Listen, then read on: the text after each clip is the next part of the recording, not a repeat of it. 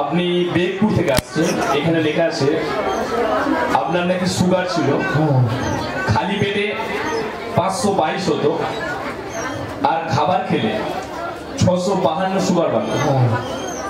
আচ্ছা, তারপর লেখা আছে নাকি আপনি তারপর ঈশ্বরের কাছে প্রার্থনা করেন। আচ্ছা, আপনি কতদিন ধরে প্রার্থনায় আসছেন? আমি 1 বছর ধরে আসছি।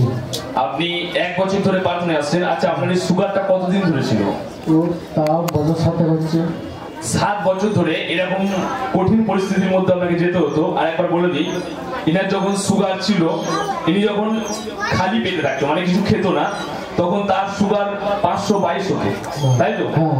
আর যখন আপনি কিছু খাবার খেতেন, তখন সেই সুগারটা বেড়ে 652 হতো।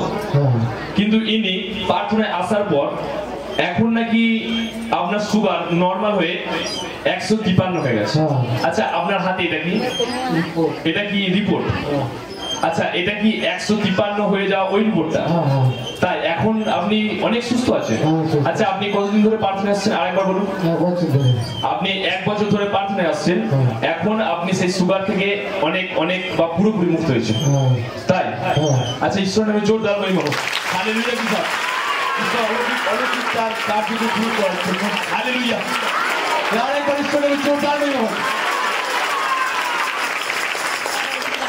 আসুন আমরা পরের জন্য ডেকে নেবো কাকুলি ক্ষেত্র।